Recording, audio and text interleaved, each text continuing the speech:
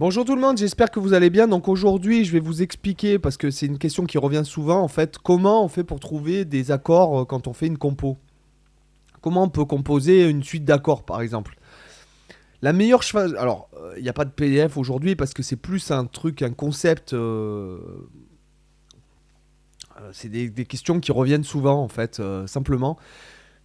Lorsque vous apprenez en fait des morceaux, en fait, des morceaux de chansons, quand vous accompagnez, vous faites des chansons, vous apprenez des morceaux, la suite d'accords, c'est pas un hasard en fait.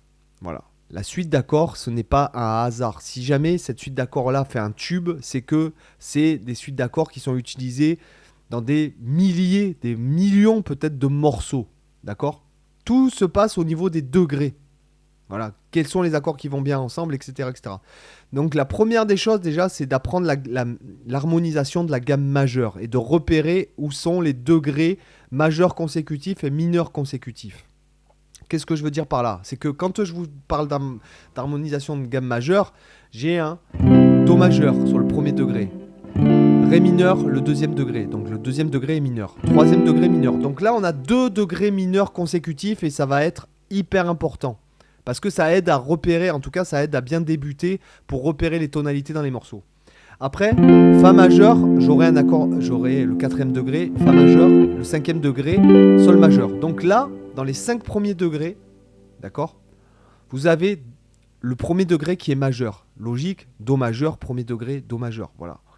Et vous avez deux accords mineurs consécutifs sur Ré et Mi et deux accords majeurs consécutifs sur Fa et Sol. Donc 1, 2, 3, 4 et 5e degré. Le 6e degré, il sera mineur. Et le 7e degré, on s'en fiche parce que dans 99% des chansons populaires, il n'y a pas le 7e degré en vérité. D'accord? Ah, tu vas me dire, il y a des ayatollahs qui vont s'énerver dans les commentaires, mais on s'en fout. Ce que je veux dire, il faut vraiment commencer par la base du truc. Si jamais je vous joue Knockin' on Heaven's Door.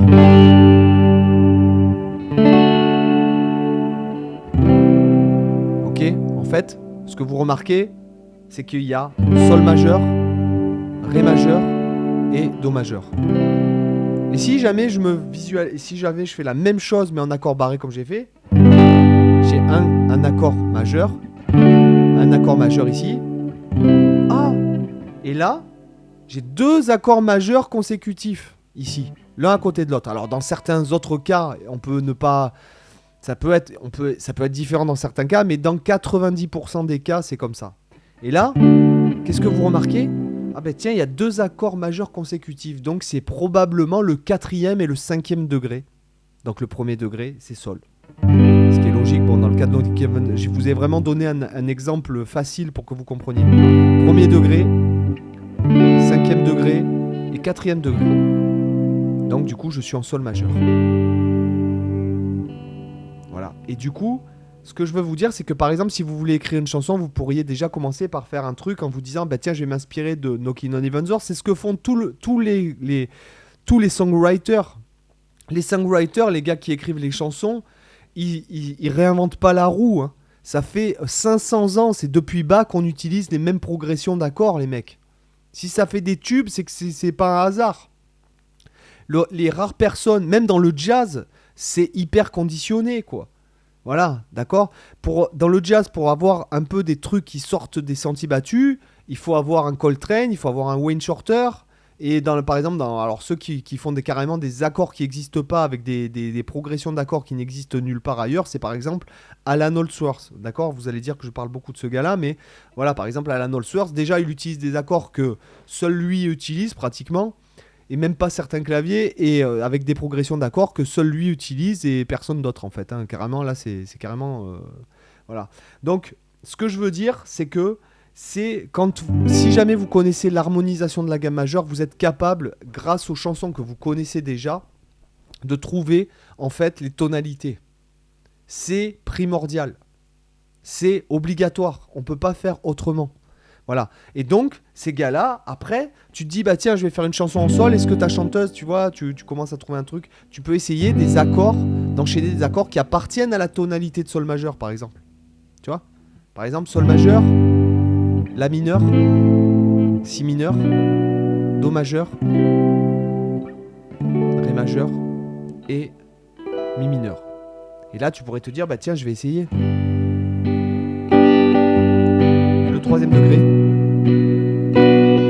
et le deuxième degré.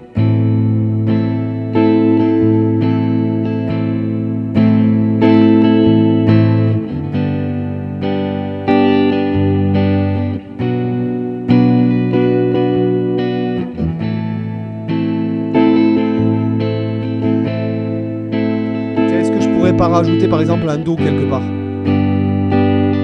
On va essayer de le rajouter à la fin pour voir ce que ça donne.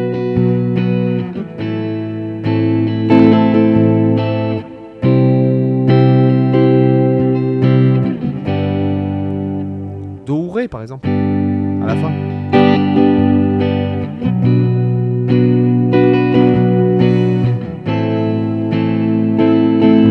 Do, Do, Ré, et après je repars. Et là, après on peut peut-être enrichir, pour qui sait.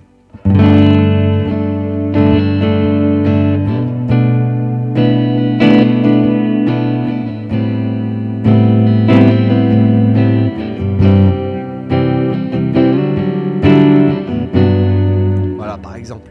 Ok. Vous n'êtes pas obligé de commencer par Sol. Vous pourrez vous dire, ah bah tiens, je vais commencer par Mi mineur. Ah tiens, je fais un Si mineur et après je fais par exemple un La mineur. Ouais. Ou alors je fais Mi mineur, Si mineur, Do majeur.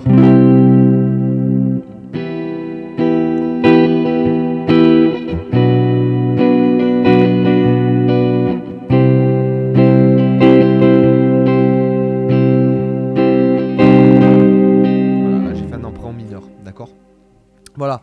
Voilà, ce que je veux dire, c'est qu'encore une fois, quand je vous bassine avec cette harmonisation de la gamme majeure, c'est pas pour rien, ça vous sert dans plein de contextes différents. Ça fait partie des choses comme les triades qui sont essentielles à bosser, quoi. Voilà. Et alors, et si tu procrastines là-dessus, dans 3 ans, tu en seras toujours au même point. Voilà, sauf si tu copies carrément ou que tu fais d'instinct. Par exemple, on pourrait très bien faire des choses d'instinct et se dire Sol majeur, Si majeur et La majeur, par exemple. Ou alors Sol majeur, Si bémol majeur et Do majeur.